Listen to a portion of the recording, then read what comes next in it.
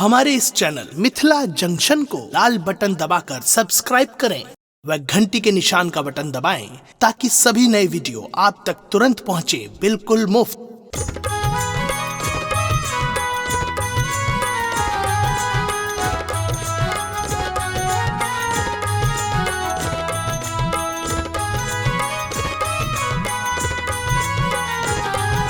अपने सुन रहल छी गंगा कैसेट की प्रस्तुति।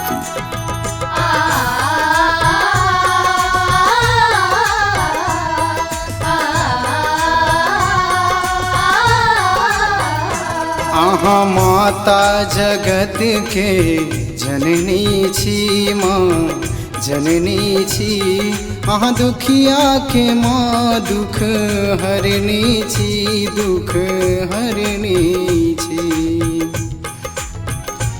आहा माता जगत के जननी छी माँ जननी छी। आहा दुखिया के माँ दुख हरनी छी दुख हरनी छी।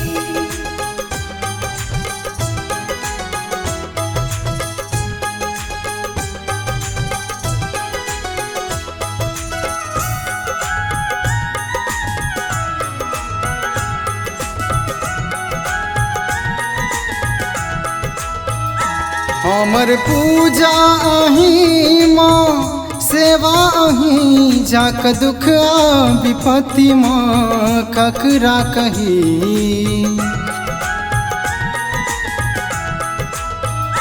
हमर पूजा अहीं माँ सेवा अहीं जाक दुख विपत्ति माँ ककरा कही। निस्दिन सेवल अहीं के आशा अहीं माँ आशा अहीं।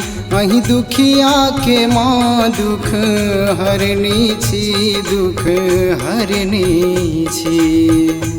आहा माता जगत के जननी छी माँ जननी छी। आहा दुखिया के माँ दुख हरनी छी दुख हरनी छी।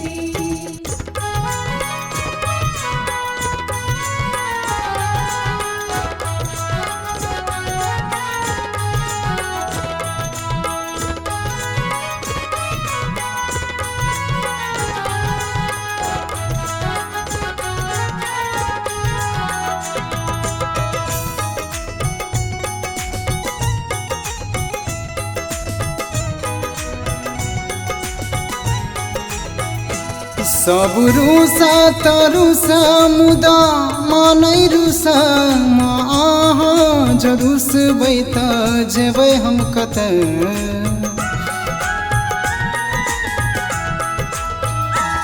सब रूसा तरुसा मुदा मानै रूसा माँ। आहा जरूस बैत जेबै हम कतऽ।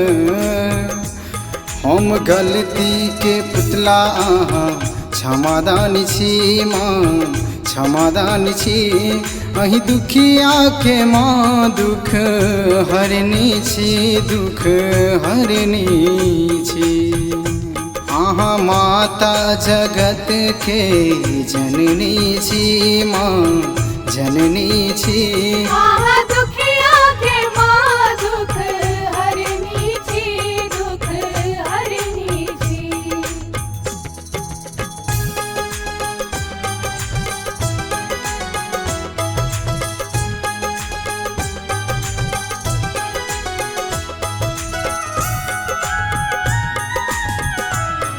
अपने सुन रहल छी गंगा कैसेट की प्रस्तुति।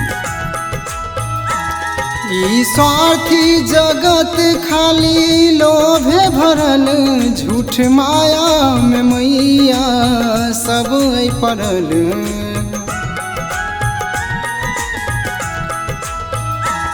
ई स्वार्थी जगत खाली लोभे भरल झूठ माया में मैया सब पड़ल। लाल बाबू ओना रहल फंसी एही जाल में माँ एही जाल में मैया अहीं निकालब एही जन जाल से माँ जन जाल से।